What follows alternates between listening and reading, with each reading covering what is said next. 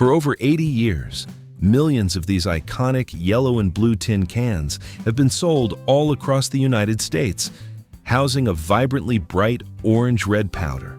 That is Old Bay, an absolutely irreplaceable culinary legacy.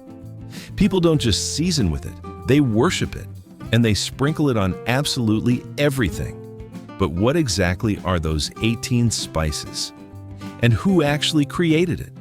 In this video, we are going to explore the turbulent history and the absolute truth behind this wildly addictive flavor.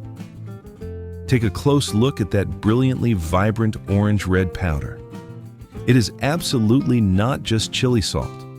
A single serving of barely 1 gram packs roughly 140 milligrams of sodium.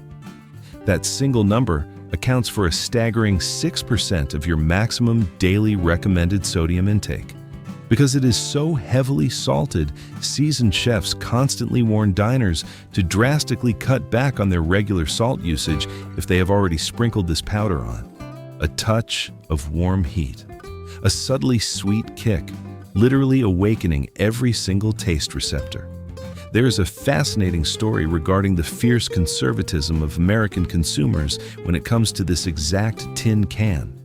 Back in 2017, the manufacturer decided to switch over to plastic containers. They wanted to cut costs. They wanted to drastically reduce their carbon footprint. Sounds perfectly logical, right? But it resulted in an absolute PR catastrophe. Millions of consumers were fiercely outraged. They violently hated the plastic lids because they snapped off too easily. They hated losing that deep sense of nostalgia when tapping their fingers against a lifeless, hollow plastic surface.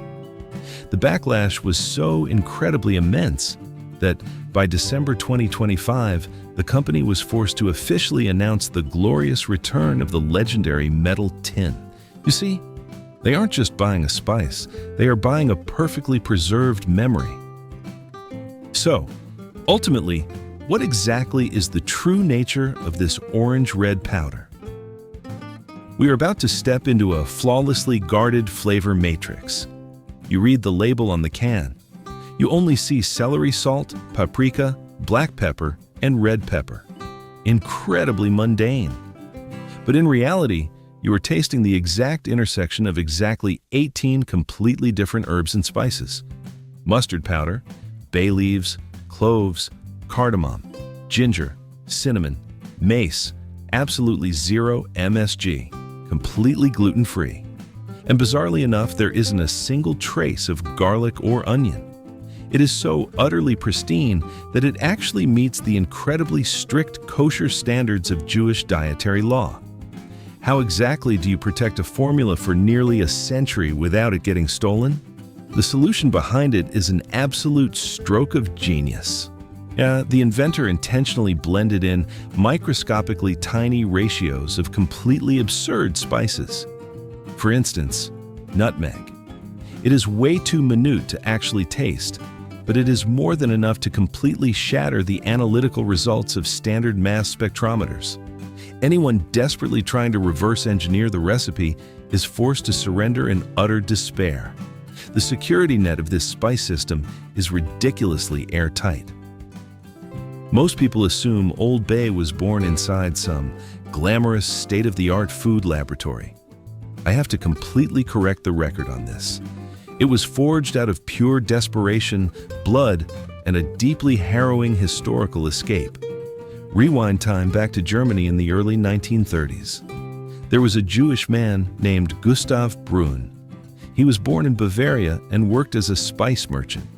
His entire life shattered into pieces on the night of November 9th, 1938. History painfully remembers this as the Night of Broken Glass, or Kristallnacht. The Nazis flooded the streets. They smashed everything. They made mass arrests. Brunn was violently thrown into the notorious Buchenwald concentration camp. His impending death was literally just a matter of days. By a sheer stroke of luck, his wife used a colossal sum of money to bribe a lawyer. Exactly 2 weeks later, he was released.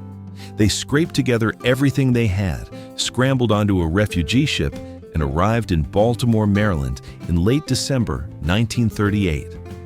During that patchwork, desperate voyage, the absolute most precious asset Brunn clutched tightly under his arm wasn't gold. It was a small electric spice grinder and mixer. He had personally, meticulously rewired the copper armature so it would be compatible with the American electrical grid. But America did not roll out the red carpet to welcome him. Just to feed his family, Brunn applied to be a powder-mixing laborer for the colossal spice conglomerate McCormick. Guess what happened? He was brutally fired after just 3 short days. The official excuse was that his English was too poor. But his son later bitterly admitted the dark truth. It was entirely due to the rampant anti-Semitism of the era. Pushed to the absolute brink, Brunn rented out a tiny workspace right next to the wholesale fish market. He founded the Baltimore Spice Company in 1939. The rest, as we always say, is literal history. And here lies the absolute most ironically bitter paradox of the business world I have ever known. That very same fired laborer actively morphed his microscopic company into an absolute empire. Brunn finally sold it when he was 92 years old.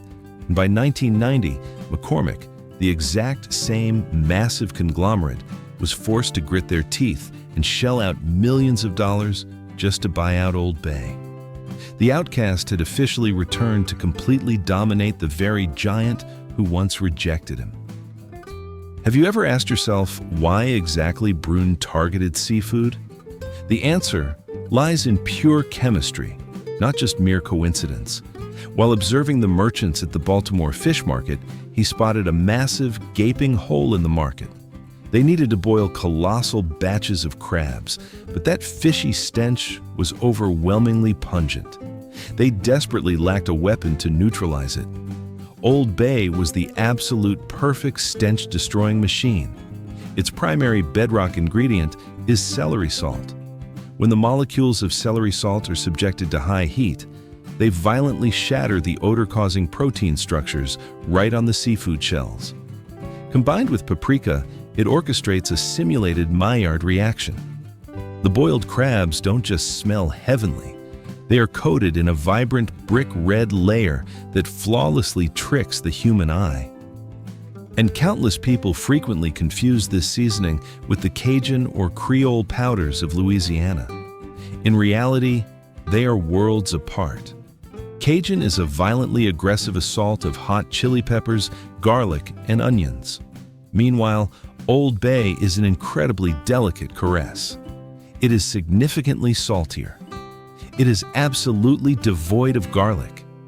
Instead, it actively releases deep, warm, and subtly sweet notes stemming from cinnamon and cloves. If one day you find yourself completely out of Old Bay in your kitchen pantry, I will show you a quick emergency substitute. Just blend paprika and celery salt at a highly precise ratio of 1/4 teaspoon each. It isn't completely perfect, but it is more than enough to salvage your dinner. Every grandiose icon demands a name worthy of its stature, but very few know that this legacy almost suffered a premature death purely due to a catastrophic naming decision. Back in 1939, the very first tin cans rolled off the line bearing an excruciatingly long phrase: delicious brand shrimp and crab seasoning. An incredibly dull name, utterly forgettable. It completely drowned amidst thousands of other brands sitting on the grocery store shelves. Recognizing this fatal misstep, Brunn listened to a friend in the advertising industry to completely reposition the product. They decided to literally steal a piece of the region's history. They chose the name Old Bay. The profound inspiration came straight from the Old Bay line. That was the name of an incredibly prestigious steam-powered passenger ship line. These majestic vessels once completely dominated the route across the Chesapeake Bay, aggressively connecting Baltimore all the way down to Norfolk since the early 1900s. That was an absolute stroke of marketing psychology genius. By borrowing the name of a deeply familiar shipping line, Brunn forcefully anchored his product deep into the indigenous culture. He seamlessly transformed an immigrant's spice blend right into the lifeblood of the Mid-Atlantic region. Whenever East Coast locals looked at that name, they didn't just see a seasoning. They saw a pure, unadulterated local pride. Breaking far beyond the rigid boundaries of boiling crab pots, this powder has genuinely morphed into a massive pop culture phenomenon. In Maryland, people don't just season their food with it, they worship it. From movie theaters and Sheetz gas stations straight down to the local Subway franchises. Those iconic yellow and blue shaker tins are readily available absolutely everywhere. You don't believe in this sheer fanaticism? According to retail market tracking data, absolutely anything slapped with an Old Bay label evaporates in the blink of an eye. Crab-flavored Utz potato chips. Old Bay goldfish crackers sold out nationwide in exactly 9 flat hours. But the absolute most insane moment has to be the 2020 Super Bowl event. The manufacturer launched an Old Bay hot sauce version. The official website instantly crashed dead due to a massive, overwhelming surge in traffic. Thousands of bottles were completely wiped clean in under 30 minutes. Even more terrifying, those 10-ounce bottles of hot sauce that originally retailed for less than $4 instantly popped up on the eBay black market.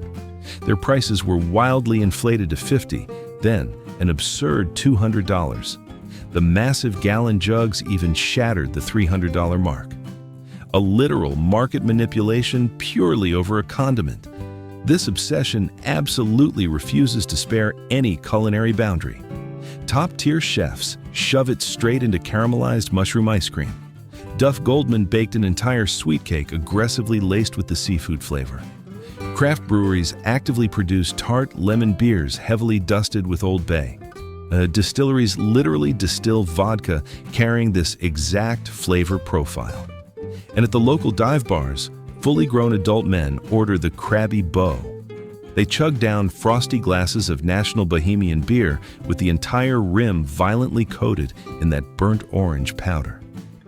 A literal straight razor of the seafood world has now proudly usurped the throne to become the absolute soul of sugary sweets and hard liquor. From a small grinder hidden under the arm of a desperate refugee fleeing death.